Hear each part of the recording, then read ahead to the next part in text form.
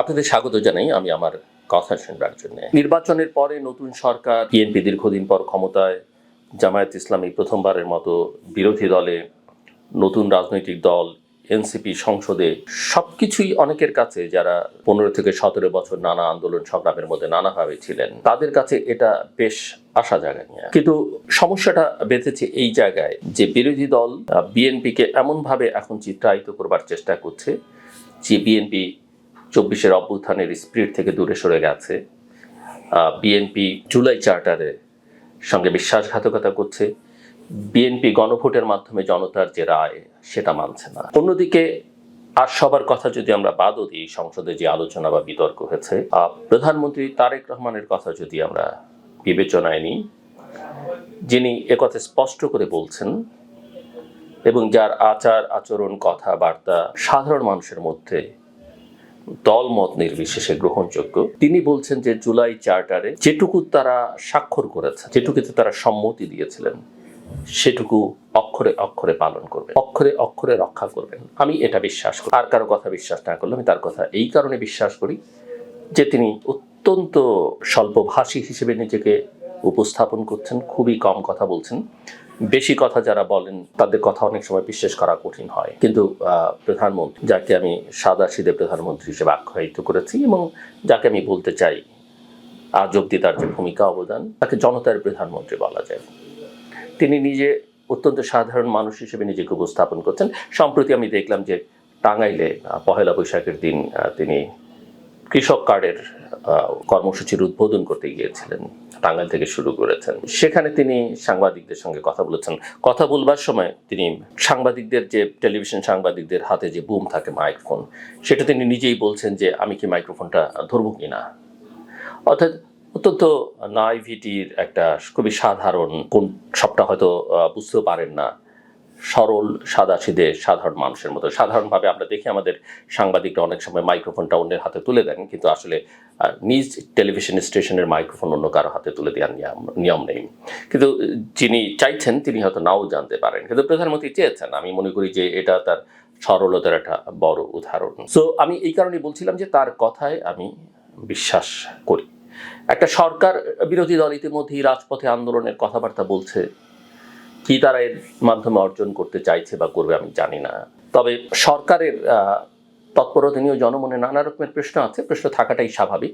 তবে এই জায়গাটায় আমি কিছুটা সময় দেবার পক্ষপাতী।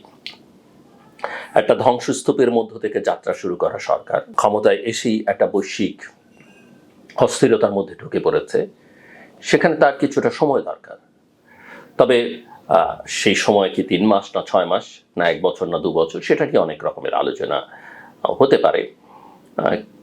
অনেকেই হয়তো মনে করতে পারেন বা বলতে পারেন যে প্রথম থেকেই আসলে তাদের ভুল ত্রুটি ধরিয়ে দেওয়াটা উচিত। আমি একমত এই জায়গায়, সেটা উচিত। কিন্তু একদম বিরোধিতা করতে হবে, নামিয়ে ফেলতে হবে, নাস্তানাবুদ করে ফেলতে হবে 3 মাস 6 মাস, আমি মনে করি যে অ্যাটলিস্ট 6 মাস সময় অন্তত এই ধরনের একটা সরকারকে দেওয়া উচিত। মনে রাখতে হবে অভ্যুত্থানটা দেশের সকল মানুষ মিলে করেছে।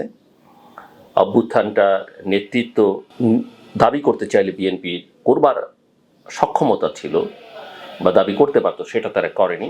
যদিও তাদের নেতাকর্মী সবচেয়ে বেশি জীবন দিয়েছে দল হিসেবে, তারাই বেশি সবচেয়ে সাফার করেছেন। এবং এটা আমি মনে করি বিএনপি চেয়ারম্যান তারেক রহমানের একটা বড় বদান্যতা যে ওই জায়গাটা তিনি নিতে চাননি। আমরা এটাও লক্ষ্য করেছি যে অন্তর্বর্তীকালীন সরকার তাদের যে অন্যায়, অবিচার, অসামর্থ্যতা, এগুলো বিএনপি একটা পর্যায় পর্যন্ত মেনে নিয়েছে। হয়তো তারা নির্বাচন চেয়েছে, নির্বাচনটা যে কোনো পরিস্থিতিতে করা দরকার ছিল সেই বিবেচনায়। আজকে সেই সরকারের বিরুদ্ধে নানা কথাবার্তা উঠতে শুরু করেছে, এমনকি বিএনপি নিজেও কিছু কিছু অভিযোগ তুলেছিল, একটা পর্যায়ে গিয়ে তারা থেমে গিয়েছিল। এখন এই অভিযোগগুলোর বিষয়ে বিএনপি কী করবে? সাধারণভাবে মানুষ চাইবে যে বিএনপি একটা ব্যবস্থা নিক। অনেক রকমের দুর্নীতির অভিযোগ, অন্যায় অবিচারের অভিযোগ, মব কালচার সেটাতে প্রণোদনা দেবার অভিযোগ, এই অভিযোগগুলো আছে। তবে আইনের শাসন প্রতিষ্ঠা করতে হলে এগুলো তার সাথে নজর দিতে হবে। যেমন এখনও বলা হচ্ছে যে মব কালচারের বিচার হয়নি বলেই আজকে পর্যন্ত মবটা কন্টিনিউ করছে।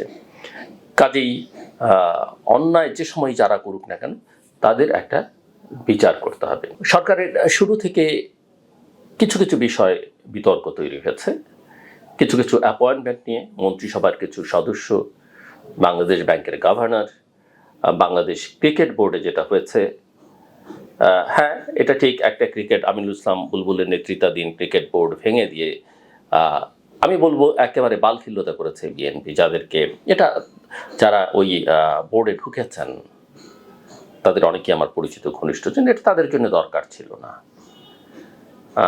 এটা তাদেরকে অসম্মানিত করেছে, তাদের যাদের পরিচয় তারা সেখানে গেছেন তাদেরকে অসম্মানিত করেছে, এবং দল হিসেবে বিএনপি এবং সরকারকেও নানাভাবে প্রশ্নবিদ্ধ করেছে। এটা সময় নিয়ে করা যেত।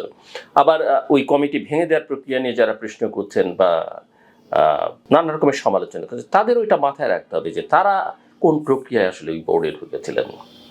দেশে আমিনুল ইসলাম বুলবুল আমার অত্যন্ত অত্যন্ত বাংলাদেশের ক্রিকেটের যদি জিজ্ঞেস করা আমাকে আমার সবচেয়ে প্রিয় খেলোয়াড়কে আমি আমিনুল ইসলাম বুলবুলের নাম উচ্চারণ করবো, এবং তিনি অত্যন্ত সজ্জন ভদ্র, কিন্তু তিনিও তো একটা প্রক্রিয়ার মধ্য দিয়ে, এই যে ফারুক আহমেদের মতো একজন ক্রিকেটার যিনিও সজ্জন হিসেবে পরিচিত, তিনি একটা বোর্ডের প্রেসিডেন্ট, তাকে যেভাবে সেই বোর্ডকে যেভাবে সরিয়ে দিয়ে তাদেরকে পুনঃস্থাপিত করা হলো। তো একটা অন্যায় যখন আপনি একটা অন্যায় প্রক্রিয়ার মধ্যে নিজে ঢুকে পড়বেন, আপনাকে মাথায় রাখতে হবে যে আপনিও সেই প্রক্রিয়ার একটা শিকার হবেন। কাজে বিএনপিকে আমি মনে করি যে এই জায়গাটাতে সতর্ক থাকা দরকার। মন্ত্রিসভার যে নিয়োগগুলো, বাংলাদেশ ব্যাংকের গভর্নর সহ অন্যান্য নিয়োগ, বিএনপি যেভাবে বিশ্ববিদ্যালয়গুলোর উপাচার্য নিয়োগ দিয়েছে, অনেকের ভাষায় ইউজিসি চেয়ারম্যান, এগুলো পরেও করলেও পারতো, বা যে প্রক্রিয়া করেছে একেবারে সবগুলোতে দলের লোক, এটা খুব একটা শোভন হয়নি। এখানে আরও মেধাবী লোকজন, আরও খানিকটা কোথাও কোথাও দল নিরপেক্ষ, কোথাও কোথাও দলের লোক আপনি দিতে পারেন। একচিটিয়া এই প্রবণতাটা আসলে বিএনপিকে প্রশ্নবিদ্ধ করেছে। এখন কিছু কিছু অ্যাপয়েন্টমেন্ট নিঃসন্দেহে এটা একেবারেই প্রধানমন্ত্রীর এখতিয়ার, প্রধানমন্ত্রী করতে পারেন। আমরা হয়তো প্রশ্ন তুলছি এটা ভালো হয়নি, কিন্তু শেষ পর্যন্ত যদি দেখা যায় যে এই ব্যক্তিবর্গ ডেলিভার করতে পারছেন, তাহলে আমাদেরকে মেনে নিতে হবে যে প্রধানমন্ত্রী সুবিবেচনা করেছেন বা সঠিক সিদ্ধান্ত নিয়েছেন। কিন্তু এই ব্যক্তিবর্গ যদি ফেল করেন, তাহলে এটাও আমাদের বলতে হবে যে প্রধানমন্ত্রীর বিবেচনাটা সঠিক ছিল না।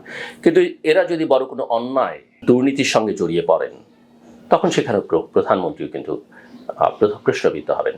তবে একথা মানতে হবে যে কিছুটা বেনিফিট অফ ডাউট প্রধানমন্ত্রীকে দিতে হবে, যে অনেক সময় আমরা দেখি অনেক জ্ঞানীগুণী ব্যক্তিবর্গকে একটা প্রতিষ্ঠানে বসালে তিনি যে ভালো করতে পারেন তার কিন্তু কোনো নজির নেই। বাংলাদেশ ব্যাংকের গভর্নর হিসেবে অনেক পিএইচডিধারী ছিলেন, তারা একেবারে শুদ্ধ মানুষ হিসেবে সমাজে পরিচিত ছিলেন, কিন্তু তারা দুর্নীতির সঙ্গে নিজেদেরকে জড়িয়েছেন, সেই অভিযোগ থেকে নিজেদেরকে মুক্ত করতে পারেনি, অব্যবস্থাপনার সঙ্গে জড়িয়েছেন। এমনকি নোবেল লরিয়েট প্রফেসর মোহাম্মদ ইউনূসের সরকার যে যত কথাই বলুন না কেন, বর্তমান সরকার তাকে অনেক রকমের সম্মান সুবিধা দিচ্ছে, আমি ব্যক্তিগতভাবে তাকে সম্মান করি, গোটা পৃথিবী করে, কিন্তু তার সরকারের যে ব্যর্থতা তা প্রমাণ করে যে নোবেল লরিয়েট হলেই বা পৃথিবী বিখ্যাত মানুষ হলেই একটা সরকার পরিচালনা একটা ভিন্ন জিনিস। আবার অনেক সময় দেখা যায় অতি সাধারণ মানুষ যাকে যোগ্য মনে করা হয় না, তিনিও কিন্তু যে কোনো প্রতিষ্ঠান ভালোভাবে চালাতে পারেন। কাজে আমাদের দেখতে হবে আসলে এই জায়গাগুলোতে কি হচ্ছে। প্রধানমন্ত্রী তার মন্ত্রীবর্গকে সতর্ক করে দিয়েছেন, আমরা জানি 6 মাস সময় দিয়েছেন তাদেরকে, আমরা দেখতে চাই। এবং এটা আমি কোনো অথেন্টিক সূত্র থেকে না, বিভিন্ন গণমাধ্যম থেকে দেখতে পেয়েছি যে প্রধানমন্ত্রী তাদের বিরুদ্ধে গোয়েন্দা সংস্থাগুলোকে তৎপর হতে বলেছেন, এই মন্ত্রী এমপিরা কী করছে, আবার কাউন্টার ইন্টেলিজেন্সেরও ব্যবস্থা করেছেন। এগুলো খুবই ভালো কথা আমি মনে করি, এবং তিনি সিদ্ধান্ত নেবেন আমি বিশ্বাস করতে চাই। তবে বাতাসে বা করিডোরে যেসব কথাবার্তা বেরোচ্ছে তাতে একটু সতর্ক থাকা দরকার, এবং প্রধানমন্ত্রীর চোখ কান, আমি বলছি তার ব্যক্তিগত চোখ কান না, তার ইনস্ট্রুমেন্টগুলোর চোখ কান আরও বেশি খোলা রাখা দরকার। কোনো কোনো মন্ত্রী ইতিমধ্যেই দুর্নীতির সঙ্গে জড়িয়ে পড়ছেন, ঘুষ দুর্নীতির সঙ্গে, এরকম কথাবার্তা আকাশে বাতাসে করিডোরে আছে। নানা রকমের তদবির, নিয়োগ, প্রমোশন, বদলি, নিজের করে সাজানোর প্রবণতা, যেটা একটু বেসদৃশ্য, নিয়মের বাইরে, সেই বিষয়ে একটু তার নজর থাকলে ভালো আমি মনে করি। কারণ তিনিই ভরসা, তাকেই আসলে মূল ভূমিকাটা রাখতে হবে। এবং প্রধানমন্ত্রীর কথা বলছি, কাজেই প্রেশারটা তার উপরে বেশি, এক্সপেকটেশনটা অনেক বেশি জনমানুষের। কিন্তু আমি বিশ্বাস করি তিনি যেভাবে চলছেন, তার ব্যক্তিগত যে অ্যাপ্রোচ, সেটা তিনি পূরণ করতে পারবেন। কিন্তু এই যে পারিষদ বর্গ, এই যে চারপাশে যারা আছে, একটা ভালো কাজ হয়েছে, একটা ভালো কাজ আমি মনে করি যে তার নেতৃত্বের, তার কঠোরতার সুযোগ, যেটা হয়তো বাইরে থেকে বোঝা যায় না, যে অন্তর্বর্তীকালীন সরকারের সময় বিএনপির বিরুদ্ধে যে চাঁদাবাজি, দখলদারিত্বের অভিযোগ উঠেছিল, সেটা কিন্তু 12ই ফেব্রুয়ারি নির্বাচনের পরে অনেকখানি কমে গেছে তৃণমূল পর্যায়ে সাধারণভাবে। আর সাধারণত যে কোনো সরকার ক্ষমতায় আসলে রাজনৈতিক দল, আমরা অতীতে দেখেছি, খুব দ্রুততার সঙ্গে, বিএনপির বিরুদ্ধে এই অভিযোগ ছিল, তারা ভাঙচুর, দখল, এটা সেটা নানান কিছুর সঙ্গে যুক্ত হয়ে পড়ে। কিন্তু সেই জায়গাটা থেকে দলটাকে তিনি নিবৃত্ত রাখতে পেরেছেন। এটা একটা বড় ইতিবাচক দিক বলে আমি মনে করি। আন্তর্জাতিক মহলে যা কিছু হচ্ছে, বাংলাদেশ ইউএনজিএতে কন্টেস্ট করছে, ইতিমধ্যেই পররাষ্ট্রমন্ত্রী যুক্তরাষ্ট্র, ভারত সহ আমাদের সঙ্গে সেন্সিটিভ সম্পর্ক যাদের, নানাভাবে আমরা যাদের সঙ্গে ইনভলভ, সেগুলো জায়গায় সফর করছেন। এর কিছু ইতিবাচক দিক আছে, কিন্তু অফকোর্স আমি ব্যক্তিগতভাবে, অনেকেই আমাকে এটা নিয়ে নানা রকমের কথা বলেন, আমি ব্যক্তিগতভাবে সবসময় এটা বলতে পারেন ক্যাম্পেইনার, যে যুক্তরাষ্ট্রের সঙ্গে বাংলাদেশের সম্পর্কটা সবচেয়ে ভালো হওয়া, সবচেয়ে সুদৃঢ় হওয়া দরকার। কিন্তু একই সঙ্গে বাংলাদেশের বাস্তবতায় অন্যদের সঙ্গেও একটা ভারসাম্যপূর্ণ সম্পর্ক, সেটা চীন ভারত সম্পর্কের ক্ষেত্রে হোক, সেটা মধ্যপ্রাচ্য সহ অন্যান্যদের সঙ্গে সম্পর্কের ক্ষেত্রে হোক, ইউরোপের সঙ্গে, এই জায়গায় একটা ভারসাম্যের, আমি ওই কূটনৈতিক যে নীতি বাংলাদেশে, সবার সঙ্গে বন্ধুত্ব, কারোর সঙ্গে বৈরিতা নয়, এটাতে আমি একমত পোষণ করি না। আমরা আমাদের স্বার্থ দেখব, অবশ্যই দেখব, এবং তারপরেও যেহেতু সব স্বার্থ সবার পক্ষে পূরণ করা সম্ভব নয়, আমাদের সব চাহিদা সব দেশ পূরণ করতে পারবে না, সবার সঙ্গেই কোনো না কোনোভাবে একটা সম্পর্ক রক্ষা করা আমাদের দরকার। তবে হ্যাঁ, কখনো কখনো কোনো বিশেষ ইস্যুতে হয়তো কোনো একটা পক্ষ আমাদের যেতে হতে পারে একটু, সেটাও বৃহত্তর স্বার্থে। কিন্তু আমার কাছে কেন যেন মনে হচ্ছে যে আমাদের ইউরোপের সঙ্গে সম্পর্কটা আরেকটু নজর দেওয়া দরকার। আমার কাছে কেন যেন মনে হয়েছে এই যে ওয়াইসি-ভুক্ত দেশগুলো, আমি দেখিনি এখন পর্যন্ত, আমরা দেখলাম যদিও একটু দেরিতে, ইউরোপিয়ান অ্যাম্বাসাডার একসঙ্গে প্রধানমন্ত্রীর সঙ্গে দেখা করেছেন। কেন ওয়াইসি-ভুক্ত দেশগুলোর রাষ্ট্রদূতরা এখনো প্রধানমন্ত্রীর সঙ্গে তাদের দেখা হলো না? কারণ আমাদের ঐতিহাসিকভাবে এই দেশগুলোর সঙ্গে কিন্তু বাংলাদেশের একটা সম্পর্ক আছে। মধ্যপ্রাচ্যে আমাদের স্টেক কি, সেটা আমরা সবাই জানি। সো, এবং মনে রাখতে হবে যে ভারতের অসন্তুষ্ট মনোভাবের বিপরীতে দাঁড়িয়ে শেখ মুজিবুর রহমান কিন্তু ওয়াইসি সম্মেলনে গিয়েছিলেন 1974 সালে। কাজেই এই দেশগুলোকেও গুরুত্বহীন করে ফেলা বা তাদের সঙ্গে একটা সম্পর্ক উষ্ণ রাখা কিন্তু অত্যন্ত গুরুত্বপূর্ণ। আমরা বিএনপির স্লোগান সবার আগে বাংলাদেশ, নিঃসন্দেহে খুবই ভালো, এটা অনেক বেশি পররাষ্ট্র নীতির ক্ষেত্রে যায়। কিন্তু একই সঙ্গে আমি বলবো যে সবার জন্য বাংলাদেশ যেন হয়। প্রধানমন্ত্রী নিজে শপথ নিয়েছেন, তার পারিষদবর্গ শপথ নিয়েছেন, তারা রাগ অনুরাগের বশবর্তী হয়ে কোনো কাজ করবেন না। এবং একটা দেশে যদি আইনের শাসন থাকে, সেই দেশে গণতন্ত্র থাকে, গণতন্ত্র শক্তিশালী হয়। প্রত্যেকটা অপরাধের বিচারক আমরা চাই, সেই অপরাধী বিএনপির হোক, আওয়ামী লীগের হোক, জামায়াতের হোক, প্রত্যেকটা অপরাধীর বিচার হোক। হ্যাঁ, লঘু অপরাধের শাস্তি একরকমের হবে, বড় অপরাধের শাস্তি একরকম হবে, কেউ যেন ক্ষমা না পায়, সে যত বড়ই হোক না কেন। কারণ ওই ক্ষমা অনেক সময় দেশকে সাফার করায়। কিন্তু মত প্রকাশের স্বাধীনতা, চিন্তার স্বাধীনতা, রাজনীতির স্বাধীনতা, এটা নিশ্চিত করতে হবে। এবং বাংলাদেশকে গণতন্ত্রের বাইরে নিয়ে যাওয়ার চেষ্টা যারাই করেছে, তারা কখনোই স্বস্তিতে শান্তিতে থাকতে পারেনি, এবং তার জন্য তাদেরকে পে করতে হয়েছে। তো আমি আমি আমি ব্যক্তিগতভাবে মনে করি, যেমন জামায়াতকে যখন নিষিদ্ধ করা হয়েছে, আমি সেই এক্সিকিউটিভ অর্ডারের নিষিদ্ধের বিপক্ষে, কারণ ইতিমধ্যেই 54-55 বছরে তারা আমাদের সমাজে, রাষ্ট্রে একটা জায়গা করে নিয়েছে। একইভাবে আমি যে আইন, অন্তর্বর্তীকালীন সরকারের আইন যেটা বিএনপি সংসদে পাশ করলো, যার মধ্য দিয়ে আওয়ামী লীগের কার্যক্রম বা আওয়ামী লীগ নিষিদ্ধ করবার একটা সুযোগ আছে এখানে, এবং তার কার্যক্রম এখন নিষিদ্ধই থাকছে, এটা আমি ব্যক্তিগতভাবে সমর্থন করি না। আমি মনে করি রাজনীতি তাদেরকে করতে দেওয়া উচিত। যে অপরাধ তারা করেছেন, এবং আমি বিশ্বাস করি ব্যক্তিগতভাবে আওয়ামী লীগের নেতৃবৃন্দ, কর্মীবৃন্দ, সবাই নয়, অনেকেই, এবং তাদের অনেকেই এখন পলাতক, যে অপরাধ তারা করেছেন জেলখানায় রেখে তাদের শাস্তি দেওয়ার চাইতে আদালত যদি শাস্তি দেয় সেটা এক কথা, কিন্তু তার বাইরে সেই শাস্তি দেওয়ার চাইতে বাংলাদেশের মানুষের যে ক্ষোভ, ঘৃণা তাদের উপরে, এটা কাটাতে বহু বহু বছর তাদের লাগবে, এবং মানুষের মনে জায়গা করতে, যেটা জামাত এখন পর্যন্ত ফিল করে, যে তাদেরকে আমরা অনেক সময় সৎ বলি, সজ্জন বলি, এটা বলি, ওটা বলি, কিন্তু একটা জায়গায় গিয়ে কিন্তু আমাদের অধিকাংশ মানুষেরই কিন্তু আটকে যায়। জামাতের ক্ষেত্রে আমাদের নো বলতে হয়। আওয়ামী লীগও কিন্তু এরকম একটা জায়গায় নিজেকে নিয়ে গেছে, কিন্তু আওয়ামী লীগের রাজনীতিটাকে যখন আপনি করতে দেবেন না, তার যে লক্ষ কোটি সমর্থক আছে, কর্মী আছে, বা তাদের মধ্যে 2-4 জন সজ্জন নেতা আছে, সাথে দেখতেই পাচ্ছি আমরা, এই যে শিরীন শারমিন চৌধুরীকে, অন্য নেতারা তো জামিন পায় না, মামলার ধরন তো প্রায় একই রকম। শিরীন শারমিন চৌধুরী কেন পেলেন?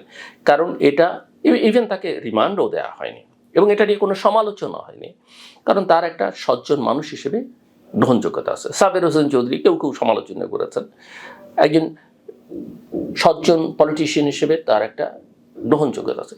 সো আমি মনে করি এই দলটাকে, বা যে কোনো রাজনৈতিক দলের ক্ষেত্রে, ডান বাম কট্টর, তাদেরকে রাজনীতি করতে দেওয়া উচিত, সিদ্ধান্তটা মানুষের উপরে ছেড়ে দেওয়া উচিত। এবং এই জায়গায় আমি মনে করি ইতিহাসে আওয়ামী লীগ এর আগেও নিষিদ্ধ হয়েছে, বহু দল নিষিদ্ধ হয়েছে, বাংলাদেশের জাতীয় সমাজতান্ত্রিক দল, জামায়াত ইসলামী পাকিস্তান আমলেও নিষিদ্ধ হয়েছে। কিন্তু আমি মনে করি যে তারেক রহমান বাংলাদেশের অন্য সকল নেতার চাইতে ঊর্ধ্বে উঠে একটা ভিন্নতর পরিস্থিতিতে তিনি রাষ্ট্রের দায়িত্ব পেয়েছেন, দলের দায়িত্ব পেয়েছেন, বাংলাদেশের জনগণের দায়িত্ব পেয়েছেন। তিনি এই ঔদার্যটা প্রকাশ করবেন। অফকোর্স সেটা যদি দেশের জন্য ক্ষতিকর হয়, গণতন্ত্রের জন্য ক্ষতিকর হয়, সেটা তিনি বিবেচনা করতে পারবেন। বিবেচনা করার অনেক টুলস আছে, এবং সেটাকে অ্যাড্রেস করবার অনেক রকমের টুলস আছে। যারা অপরাধ করেছেন, যারা দুর্নীতি করেছেন, লুটপাট করেছেন, মানুষ হত্যার সঙ্গে যুক্ত ছিলেন, তাদেরকে আইনের আওতায় এনে দ্রুত একটা বিচারের ব্যবস্থা করে, দ্রুত অবশ্যই ন্যায়সঙ্গত বিচারিক প্রক্রিয়ার মধ্যে। কিন্তু আমি একেবারে ডেড অ্যাগেন্স্ট। আমি মনে করি ছেড়ে দিলেই যে আওয়ামী লীগ কালকে হুটহাট করে নেমে পড়বে, আমার মনে হয় না যে তাদের সেই মানসিক শক্তি আছে।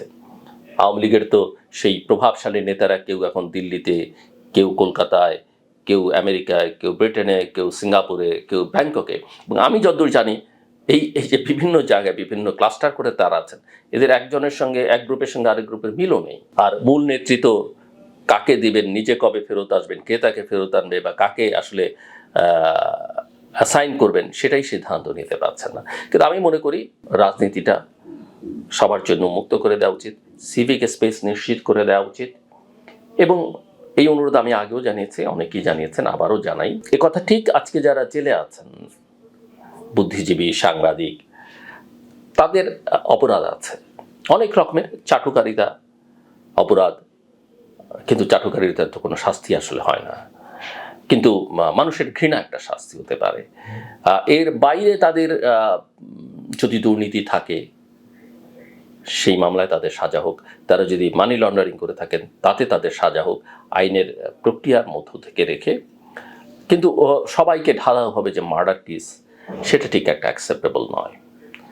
এবং আমি মনেই করি যে তাদের যত অপরাধী থাক না কেন, অ্যাটলিস্ট জামিনে, এবং দরকার হলে তারা যেন দেশ ত্যাগ না করতে পারে সেরকম একটা ব্যবস্থার মধ্যে রেখে এদেরকে মুক্তি দেওয়া উচিত, জামিনে অবশ্যই। আমি শাহরিয়ার কবিরের কথা বলবো, তাদের কার সঙ্গে আমার কি ব্যক্তিগত সম্পর্ক সেটা আমি আগে বলেছি। অসুস্থ মোজাম্মেল বাবু, ক্যান্সারের রোগী, শ্যামল দত্ত অসুস্থ, রূপা শাকিলের বাচ্চাদের কথা বা অন্যদেরও বাচ্চাদের কথা মনে হলে নিশ্চয়ই যে কারো খারাপ লাগে। ডক্টর আবুল বারাকাত অসুস্থ, ইউনিভার্সিটির একজন টিচার, ডক্টর নাজমুল হাসান কলিমুল্লাহ, আমি মনে করি এদের দ্রুত জামিনের ব্যবস্থা। দীর্ঘদিন বিচারিক প্রক্রিয়ার মধ্যে না ঢুকিয়ে কাউকে জেলে রাখা, এটা কোনো সভ্য সমাজের কাজ হতে পারে না। এবং সব কথার শেষ কথা আমি যেটা বলতে চাই সেটা হচ্ছে যে বাংলাদেশকে গণতান্ত্রিক ধারায় নিয়ে যাওয়া, একটা উচ্চ মানদণ্ডে নিয়ে যাওয়া সেটা সম্ভব, এবং এটা এখন পর্যন্ত বাংলাদেশের মানুষের যে সমর্থন ভালোবাসা আজকের প্রধানমন্ত্রী তারেক রহমানের প্রতি আছে তার পক্ষেই সম্ভব। বাংলাদেশে এই রকম রাজনৈতিক ব্যাকগ্রাউন্ড, এই রকম ক্যারিশমা, এবং পশ্চিমে লন্ডনের 17 বছর থেকে তিনি যা কিছু অর্জন করেছেন এবং তার যেই পারিবারিক চেহারা, স্ট্রাকচার, বিশেষ করে স্ত্রী এবং কন্যাকে নিয়ে তিনি যেভাবে জনসমক্ষে আসছেন, তাদের যে ধরনের অ্যাক্টিভিটিস, মানুষ কিন্তু বাংলাদেশের মানুষ সাধারণত এগুলো খুব স্বাভাবিকভাবে নেয় না। আমাদের অনেক এমপি মন্ত্রীরা তাদের স্ত্রীদের নিয়ে কোনো সামাজিক অনুষ্ঠানও যান না, তারা মনে করেন এটা এক ধরনের ট্যাবু, এটা মানুষ বোধহয় ভালোভাবে নেবে না। যে প্রধানমন্ত্রী সেটা ভাঙতে পেরেছে, মানুষ এগুলোকে অ্যাকসেপ্ট করছে। অনেকে সমালোচনা করছেন যে তিনি মেয়েকে নিয়ে সিনেমা দেখতে গেলেন, তিনি নাটক দেখতে গেলেন, কিন্তু আমি মনে করি সিংহভাগ মানুষ সমালোচনা কিছু না কিছু মানুষ করবেই, ছিদ্রান্বেষণ কিছু না কিছু মানুষের কাজ, কিন্তু বাংলাদেশের মানুষ অনেক ভালোভাবে এগুলোকে অ্যাকসেপ্ট করছে, বিশেষ করে তরুণরা, তারা এগুলো পছন্দ করে। এটা প্রধানমন্ত্রী, আমার ধারণা তিনিও বুঝতে পারেন যে কারণে এটা করছেন, এবং তিনি এটা অব্যাহত রাখবেন।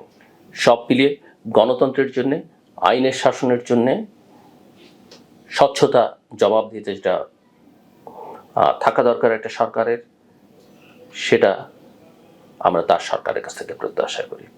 আমার কথা শুনবার জন্য অসংখ্য ধন্যবাদ। আপনাদের সবার জন্য শুভকামনা।